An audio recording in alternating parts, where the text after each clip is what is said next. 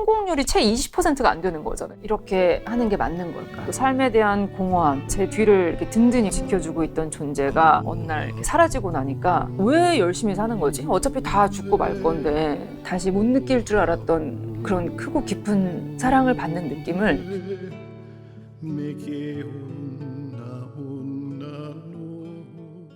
네, 안녕하세요. 저는 하와이에서 독립영화 만들고 있는 이진영입니다.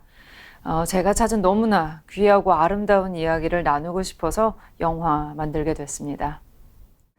우리나라 최초의 공식 이민지 어딘지 아시나요? 맞아요. 바로 하와이인데요. 1902년에 인천 제물포항에서 120명의 조선인들이 하와이로 떠났습니다.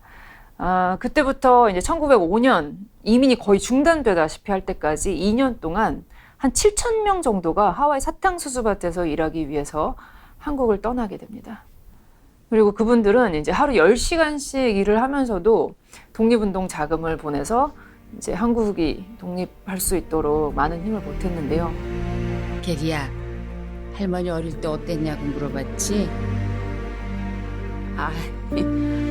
아무도 궁금해하지 않아. She told me the story, why she had come to Hawaii. 나의 고향, 나의 족. 저희 영화 하와이 연가에 보면은 와이키키 대로변 있잖아요. 지금은 정말 각종 명품샵이 가득한 그 대로변인 것 같아요. 그 여성들이 대형 태극기를 들고 이렇게 행진을 하는 사진이 있어요. 근데 그 사진이 촬영된 날짜를 보시면 1915년, 당시 그 대한민국이라는 나라는 존재도 하지 않았어요. 일제치하였으니까요.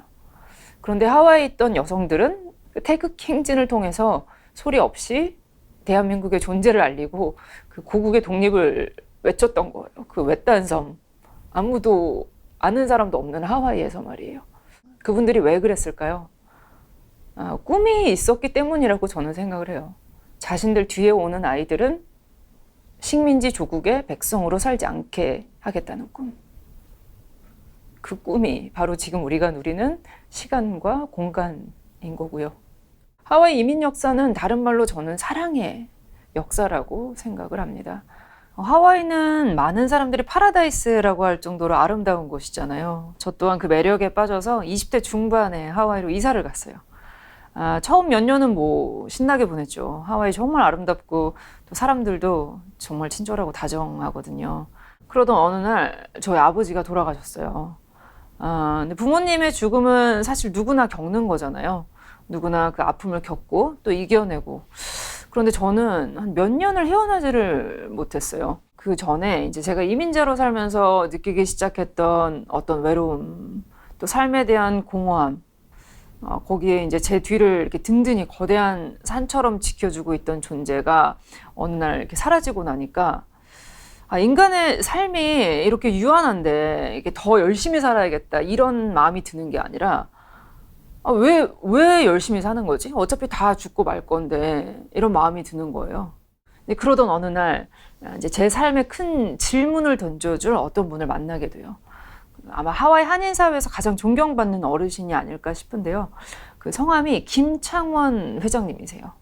이분은 하와이 한국 할 거 없이 정말 많은 학교에 기부를 하신 걸로 유명했어요. 문득 궁금한 거예요. 그래도 월급 사장으로 사셨는데 어떻게 평생 그토록 많은 기부 활동을 이렇게 쭉 이어가게 했던 그 원동력이 뭘까 이제 궁금해서 여쭤봤어요. 그분은 너무 당연하다는 듯이 그 말씀을 하셨어요. 우리는 잊어서는 안 될 사랑을 받았습니다. 그러니까 지금 우리가 누리는 이 편안한 삶은 과거 선조들로부터 받은 선물이니까 당신 역시 다음 세대를 위해 자기가 가진 것을 나누는 것은 선행이 아니라 어른된 도리이자 책임이라고 말씀하셨어요. 나도 그러면 저도 역사에 갚아야 할 빚이 있는 거잖아요. 그래서 그걸 처음 그때 깨달았죠. 제가 가진 아주 작은 재능으로 이런 귀한 말씀들을 잊혀져서는 안 될 목소리를 정성껏 기록을 해서 남기자. 그것이 어쩌면 제가 할 수 있는 저의 이제 도리이겠구나 생각을 했어요. 그래서 그때부터 이제 초기 이민자들의 후손을 찾아서 그분들의 이야기를 기록을 하기 시작했어요. 저희 아버지가 돌아가시고 나서 제가 이제 완전히 잃어버린 줄 알았던 그 어떤 큰 사랑, 다시 못 느낄 줄 알았던 어떤 그 깊은 사랑을 그 이민 역사를 취재하고 영화에 담는 과정에서 제가 다시 느끼게 된 거예요. 왜 흔히 역사 속에서 답을 찾는다라는 말 있잖아요. 저는 그 말을 들으면 저게 무슨 소리 하는 거지? 이랬었는데 그걸 실감을 한 거예요. 그러니까 하와이 스테이트 아카이브라고 우리나라로 하면 국립기록원 같은 곳이 있거든요. 한동안은 거기서 거의 매일 정말 시간 가는 줄 모르고 살다시피 했어요. 혼자 앉아서 이제 100년 전 사진 속에 우리 그 선조들의 삶을 이렇게 들여다보고 있으면 뭐랄까요? 이렇게 사랑을 받는 느낌이 전해지는 거예요. 그러니까 그 121년의 시간차를 두고 그 교감했던 그 시간이 저한테는 정말 신비로운 체험이었어요. 제가 살면서 힘들었던 시간, 그 역사 속 선조들의 이야기를 통해서 그 힘들었던 시간을 제가 잘 견딘 거잖아요.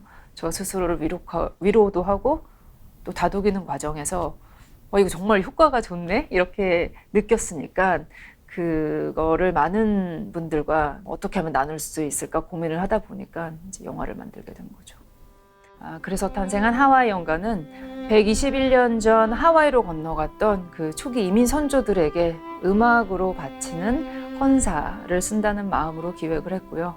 우리가 얼마나 많은 사랑을 받았는지를 이 영화를 보면서 이렇게 충만하게 느끼시면 더 바랄 게 없을 것 같습니다. 저는 제 가슴을 설레게 하는 일을 찾는데 40년 가까이 걸렸어요. 기자로도 일을 했고 뉴스를 진행하는 일도 오래 했고요. 그래서 제가 방송국을 나와서 이제 혼자서 영화 일을 해보겠다고 했을 때 말리는 사람들 많았죠. 가깝다고 생각했던 분들이 사실 저를 견제하는 걸 느끼기도 했고요. 그럴 때면 상처를 많이 받았어요. 뭐 사실 저조차도 나는 만족을 모르는 사람이구나 이런 생각을 했던 적도 있어요. 근데 지금은 그런 이야기가 신경이 쓰이지 않을 정도로 사실 너무 바빠요. 사람들이 저를 어떻게 생각하는지도 별로 궁금하지 않아요. 그런 것 같아요. 자기가 정말 의미 있다고 믿는 일, 그 스스로 행복한 일에 몰입해 있으면 주변의 시선에 대해서도 덜 신경을 쓰게 되고 뭐 그들이 뭐라고 하든 제가 귀를 기울여 줄 여유가 없는 거죠, 사실. 또 그걸 해 나가는 과정이 어렵더라고요. 영화 제작을 하겠다고 마음 먹었는데 제가 영화 관련한 뭐 경력이나 학력이 미천하다 보니까 이걸 뭐 어디서 투자를 받아야 하는지도 모르고 어디에 연락을 해야 되는지도 사실 몰랐어요. 그래서 그냥 저는 각종 제작 지원 공모, 뭐 신인 영화인을 위한 제작 지원 공모, 그 기획안 공모를 뒤졌고 이제 한국, 미국 양쪽의 공모 기획안을 못해도 진짜 한 50개는 쓴 것 같아요. 그중 7개 공모에 당선된 거를 이제 이렇게 조각보 짜듯이 모은 돈으로 이렇게 만든 게 하와이 연가예요. 생각해보면 성공률이 채 20%가 안 되는 거잖아요. 50개 써가지고 그 중에 7개 냈으면. 근데 공들여 준비한 그런 공모에서 떨어질 때마다 실망했죠, 물론. 그래도 내가 하고 싶은 일을 찾았고 그 과정 중에 하나라고 생각하면 뭐 금방 털고 일어날 수 있었어요. 그래서 꿈이 있다면 이제 반드시 이루어지는 건 아니더라도 그 꿈 근처에는 갈 수 있다는 걸 저는 경험으로 알게 되었어요. 그래서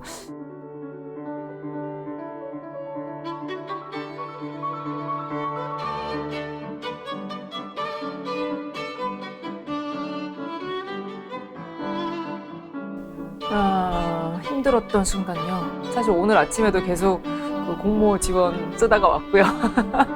지금 오늘 녹화 끝나고도 할 일이 태산인데요.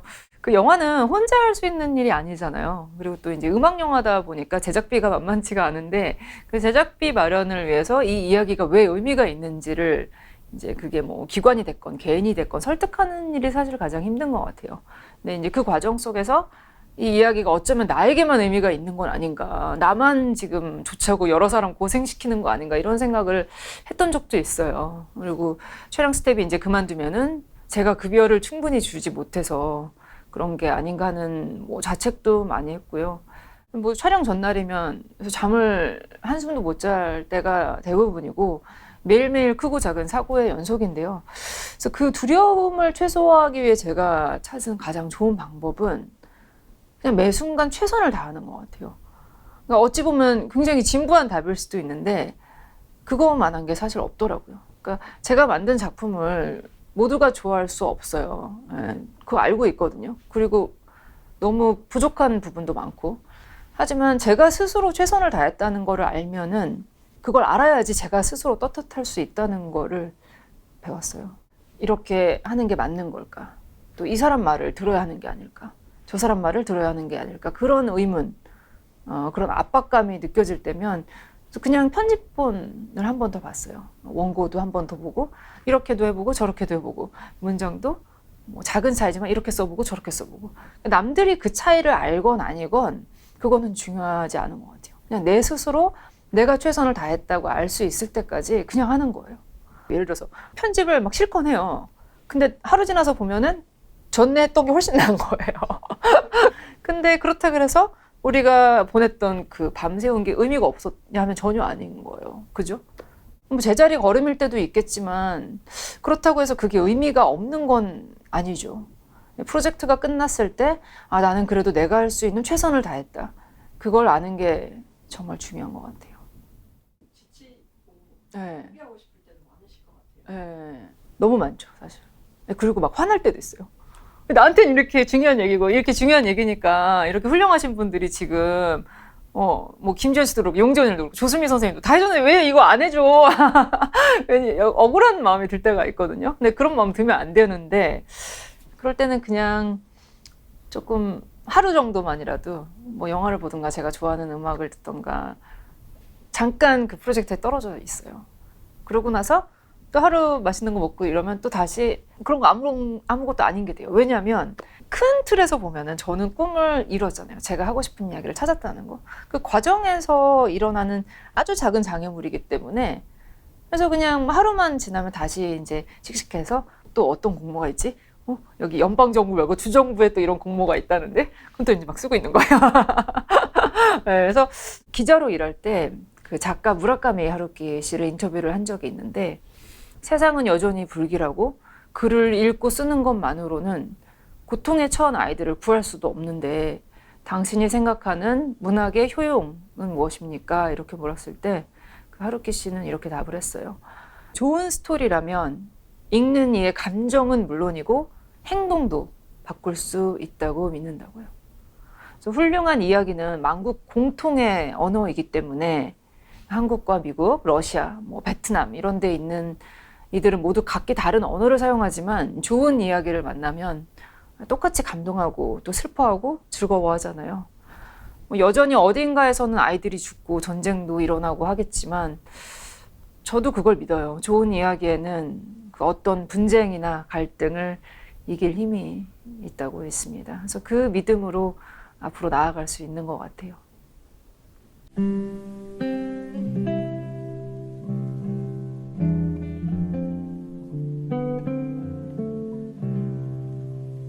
저희 영화에 그 하와이의 소록도라고 할 수 있는 장소가 나와요. 그 칼라우파파라는 곳인데요. 그곳에서 외롭게 죽어간 이제 한국인이 있다는 걸 알고서 꼭 그곳에 가서 연주를 하고 싶었는데 이 장소 자체가 촬영이 엄격하게 금지된 곳이라서 허가받기가 정말 어려웠어요.